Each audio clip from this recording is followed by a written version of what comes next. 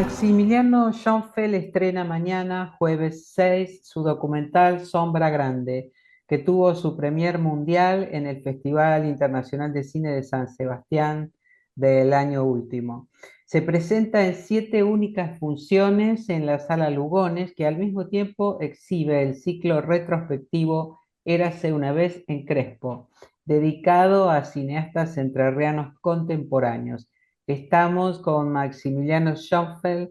Es un placer enorme volver a encontrarnos, Maxi, en la víspera de la presentación de Sombra Grande. Gracias por acompañarnos. Hola Julia, no, gracias a ustedes, acá todo muy bien, en Entre Ríos con mucho calor.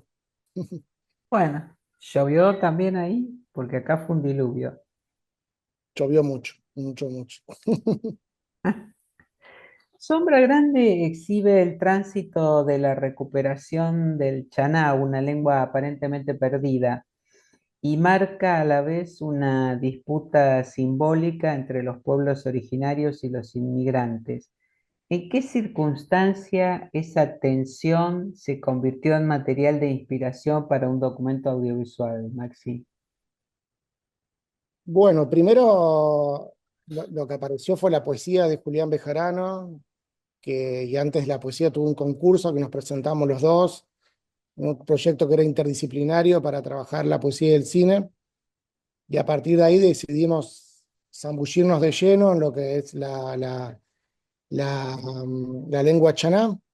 Y también todo lo que nosotros denominábamos como la sensibilidad del mundo chaná, ¿no? Todo eso que por ahí a los libros de historia no le interesaba tanto, como imágenes, recorridos, formas y tal, que a nosotros sí, y que eso viene a contener todo el libro de Julián Bejarano, que es un poco ficción, otro poco imágenes que nos dio Blas Jaime, que es el último chaná, etcétera. Y a partir de ahí hicimos una instalación que se presentó en el Museo Serrano acá de Paraná. La película, en verdad no era una película, era una instalación donde había imágenes que yo había hecho y Julián leía en vivo sin saber lo que yo estaba proyectando detrás, y en ese encuentro y desencuentro se iba dando ese evento en vivo. Y una vez que terminamos, que es lo que lo hicimos, decidí empezar a hacerme preguntas acerca del territorio, acerca de los chaná que estaban emplazados en un lugar donde ahora viven los alemanes del Volga, donde tiene un dialecto que se está perdiendo, y ahí surge una tensión, ¿no?, entre dos lenguas, más el castellano sería una tercera. Y me preguntaba qué capacidad tenía, no el cine, sino una película que podía llegar a hacer yo, con el tono de película que hago yo, para poder capturar, preguntar y registrar algo de todo ese movimiento sensible y lingüístico. Ahora, bueno, recién mencionabas el libro de Julián Bejarano, o sea que es la fuente primaria de inspiración, se podría decir, ¿no? ¿Había Sombra Grande sin esa referencia? ¿Estaba la inquietud desde antes o fue justamente esta fuente primaria la que generó todo? Creo que fue o sea, yo tenía una idea de hacer algo con Julián, con la poesía y también la lengua chaná me venía dando vueltas hace un montón, pero no lograba darle como unificar, ¿no?, un criterio y decir, bueno, esto es, esto es por acá, por allá. Era Mm, simplemente ideas y investigaciones, y en ese momento estaba leyendo muchísima poesía y mucha poesía entrerriana. Bueno, lo sigo haciendo, pero en ese momento había como un despertar también en mí de querer saber más. Y gracias a mis amigos y amigos que hacen poesía acá en la provincia de Entre Ríos, que siempre han sido muy generosos para con el cine nuestro, de enseñarnos, guiarnos. Y bueno, entonces a mí la poesía me gusta leerla. No, no soy un crítico de poesía, ni mucho menos un escritor, no lee, nunca escribiría un poema. Entonces, ese salto al vacío, que es tratar de trasladar un lenguaje a otro, me parecía una manera también de cerrar lo que yo en ese momento llamaba como una especie de díptico, no tanto un díptico, sino una trilogía, ¿no?, de documentales que venía a ser La mm, Siesta al Tigre, Luminum y Sombra Grande. Más, en un momento hasta coqueteamos con la idea de que sean las tres películas, sean una, juntarlas y que sean una ajá. sola. Pero bueno, esa idea después no prosperó. Después dijimos, bueno, Luminum y Sombra Grande sí son una sola.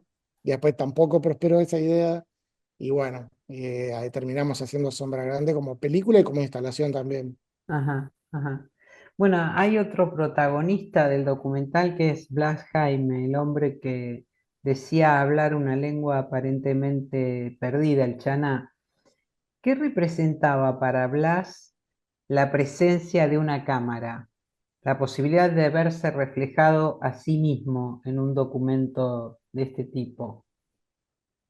Y la novedad para Blas era que, creo yo, ¿no? Y hablando con él, que no era el protagonista central de la película, porque generalmente se hicieron un montón de documentales acá, sobre todo en la provincia de Entre Ríos, documentales más institucionales, televisivos y tal, que, que para mí poco y nada tenían de algo que sí me interesaba indagar, incluso yo se lo planteé a él, que era, bueno, tensionemos el territorio, ¿no? Mm, Tenemos un territorio donde hay una lengua aparentemente perdida que se recupera y donde hay un dialecto actual que se está perdiendo. En el medio tenemos el castellano. Bueno, cómo tensionamos y cómo pensamos las ideas de este territorio, tanto poéticamente como simbólicamente, los habitantes actuales con el pasado, los rasgos, las formas. Entonces yo le expliqué que la película no iba a ser como, no iba a trabajar sobre la historia del Chaná o de él, sino que justamente iba a poner en relieve o intentar tensionarlo con los habitantes actuales y en esa tensión había como un no saber bien hacia dónde ir y qué hacer. Yo te fui muy honesto, yo dije, yo no sé cómo va a ser esta película, qué forma va a tener, qué lugar va a ocupar cada uno. Y así fue, la empezamos a filmar incluso antes de hacer Jesús López, incluso antes de hacer Luminum, mm, y fue la última que se estrenó porque la película se fue escapando permanentemente de de mis manos. Incluso hasta algún momento pensé que estaba, o sea, que no lo iba a poder terminar porque esta idea espiralada que teníamos de que no haya un centro, de que no haya una lengua fija, que se parezca todo más como un libro de poemas, de ir pasando un poema tras otro, entonces no había un lugar donde agarrarse, el agarrarse era el todo, no había una trama, muchos personajes que serían como pequeños poemas. Eran ambiciosas las ideas, pero eran trampas también que me fui ujú.